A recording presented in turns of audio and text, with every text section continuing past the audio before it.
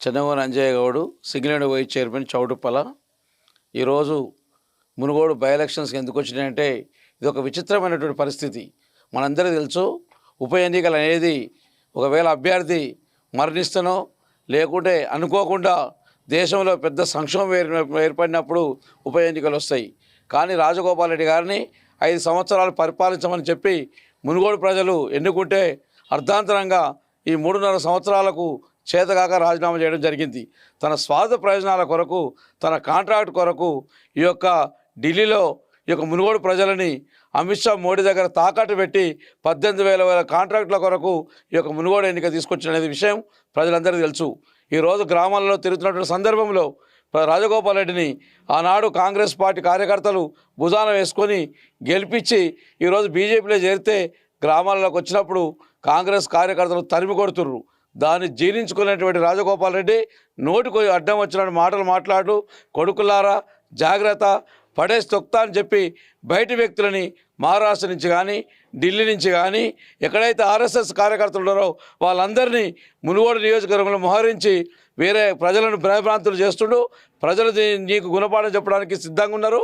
నువ్వు త్వరలో తోక ముడుచుకొని మునుగోడు నుంచి పోతావని చెప్పి హెచ్చరిస్తూ రాజగోపాల్ రెడ్డి గారు ప్రజల విషయాలని నువ్వు ఇంకా కూడా రెచ్చిపోతున్నావు, ప్రజలు జాగ్రత్తగా గమనిస్తున్నారు, నీకు ఓటు ద్వారా బుద్ధి చెప్పడానికి సిద్ధంగా ఉన్నారని చెప్పి తెలియజేస్తూ జై హింద్, జై తెలంగాణ, జై కేసీఆర్.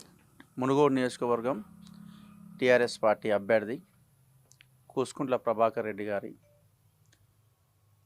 మన మునుగోడు ఎన్నికల్లో ప్రజల్లో ప్రతి ఒక్కరూ ఈరోజు ఏ గ్రామానికి పోయినా ఎక్కడ తిరిగినా ఆయనకు వస్తున్న స్పందన, టీఆర్ఎస్ పార్టీలో పెరుగుతున్న ప్రజల ఆనందం వ్యక్తం చేస్తున్నారు. ఎక్కడికి పోయినా టీఆర్ఎస్ పార్టీ గెలవాలని, టీఆర్ఎస్ పార్టీతోటే ప్రజలకు మంచి పనులు జరుగుతాయని, ఇప్పుడు తెలంగాణ ప్రభుత్వం వచ్చిన తర్వాత ఒక్కొక్క స్తంభానికి వచ్చి 5-6 లైట్లు వేసుకునే పరిస్థితి. అంటే గ్రామంలో ప్రతి దగ్గర ఈరోజు ప్రభుత్వం దగ్గరగా ఉండి పని చేయించి ప్రజల పక్షాన ఉండి దాని విధంగా నీటి సమస్య అయినా సరే, గతంలో వర్షపాతం లేక జనాలకు నీళ్ళు అందకపోయేది, మిషిని భగీరథ, హరితహారం చెట్ల ద్వారా చెట్లు పెట్టి ఈరోజు వర్షపాతాన్ని దగ్గర తీసుకొచ్చి అతి ఎక్కువ వర్షపాతం పడే మనకు అదేవిధంగా పంటలు కూడా పండడానికి కారణం హరితహారంలో భాగంగా అతి ఎక్కువ చెట్లు పెట్టి సాది చెట్ల ద్వారా వర్ష మేఘాలను గమ్మి మన దగ్గర వర్షపాతం పడేటట్టు మంచి ఆలోచన చేసిన ముఖ్యమంత్రి గారికి ఈ హరితహార విషయాల ధన్యవాదాలు తెలియజేస్తున్నాం. పేదవాళ్ళకు బియ్యం గతంలో ₹2 తీసుకొని ఇచ్చిన పరిస్థితులు ఉన్నాయి. కానీ ఈరోజు మన ముఖ్యమంత్రి కేసీఆర్ గారు ఫ్రీగా బియ్యం ఇస్తుండు పేదవాళ్ళకు. అది పేదలు ఎంతోమంది చాలా వరకు హర్షిస్తున్నారు.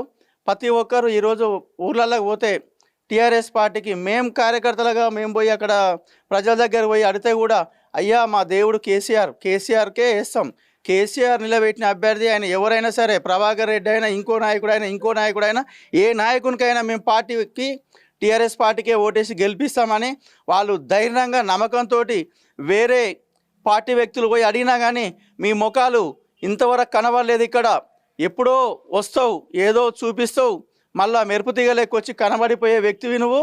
నీకు ఓటేసినా బురదగుంటలు వేసినట్టే, ఆఖరికి సముద్రం లేచినట్టే.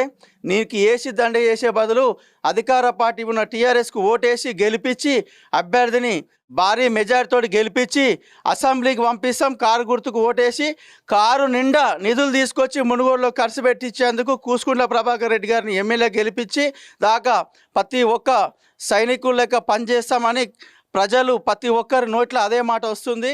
జై తెలంగాణ, జై కేసీఆర్.